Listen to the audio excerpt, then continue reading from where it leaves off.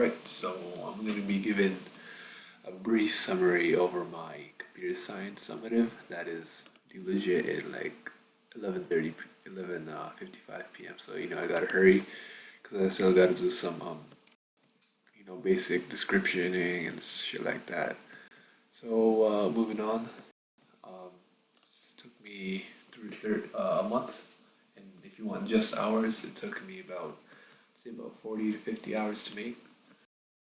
And so we'll see some statistics on this. So, 15 classes. I've got in those classes total of almost 2,000 lines. That's a lot. Like you can see some pretty average applications online having around 10K lines. Mine's a simple grade 11 summative. It's having a fifth of that. So yeah, this took a lot of effort. There's a lot of math behind whatever I'm doing over here. And I'm not using any external libraries. For the people who know, like libraries are basically stuff in which you can access different types of commands and functions, such as in the AWT library. I have color, I can use color. I have a geometry, stuff like that. Let's exit this. Alright, and yeah, I can't use any external libraries. So, I gotta stick to the basics, which is provided in IntelliJ. So the JDK I use is JDK 7, 1.7. Not this is JDK 8 out, but not allowed to use that because this is what we started with, and we cannot progress to the next one. I don't know why, but that's how it is. So while I show you the game, I'll be explaining basically all the stuff that goes in here. So earlier, Busy was messaging my ass on Steam, so he's a faggot. Alright, everybody. So it's Snakes and Ladders. Do you want to know what kind of projects we could have selected for the summative? These are all of them. I'll scroll down slowly. Sorry, scroll up. Hold on, let me see. This is the one I did last year. Last year we weren't coding on Java. We were coding on processing, which is like basically kind of Java. And it's really easy to learn basic language to start off your programming career. You should learn processing. I'll be linking the processing link in the fucking shit. But let's see. So yeah, it was hard battleship, but I managed to pull it off, even though it wasn't good.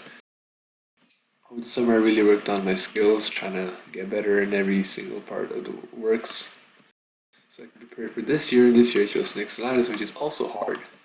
And it wasn't recommended I do it, but I did it, and it turned out to be really good. A couple of my people in my class aren't even done yet. It's due today, but they're probably gonna get an extension somehow. So I'm pretty ahead of the game, and it's really I enjoy it. Like people, when you compare it to games now, like AAA games, all that shit. They use libraries and stuff that I'm not allowed to use. And they're been programming for years and years and years. I just started off like 3 years ago, so I try my best, but I'm limited to the resources I'm allowed to use due to how the teaching is done in my school. We can't use any external libraries because the teacher might not know the external library, and so he can't test you on it. But yeah, so when you start off the game, hold on, go back to main menu. You can go exit help menu. It shows how to play the game. Start the game. Shit. So I accidentally click roll, but you can select your name, hovers over it, so you can select it. Once you select it, let's hold on.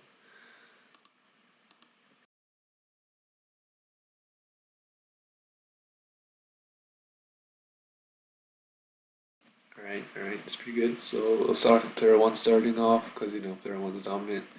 I was gonna do them black and white, show to be like niggers and crackers, but I didn't. It's pretty alright animations.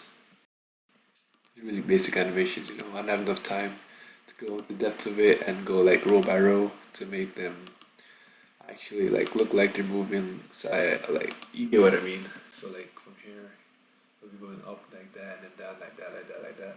So I just have it, they move to the exact position that their roll is at. So if it's 3, it'll go 3, and if there's a snake there, it'll just automatically go to the snake, and then go down to the snake's end.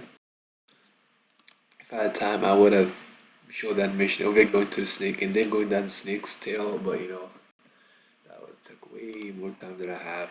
Because it's not just computer science I'm taking way more courses in this. So let's assume that, the guy gets to the end. Hold on. So this is right here. It's the box number. It's I need to get to the 99th one, so I'll put in 98. Oh shit, what the fuck. So I'll put in 98 for those who know arrays. Oh sorry, hold on. Yeah, 98. So those know the arrays. How arrays work. It's always one less than the array index it will show. Meaning if you put 98, it will be 99. And so it's on the 99th box, even though I put 98th box over here, right here. So suppose he rolls, he goes to the end line, game over, that's player 1-1. And if it was player 2, it would be player 2-1 simple.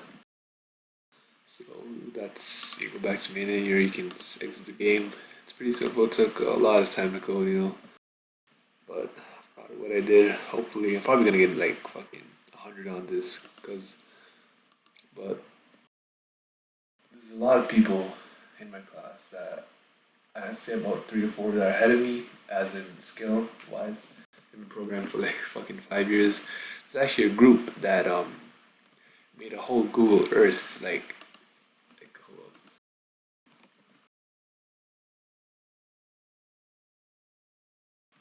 Like how Google Earth looks like. They made it just like this, using their own different libraries and whatever. Teacher allowed them to use external libraries due to the fact that they were in a group. I worked by myself, so I couldn't use that.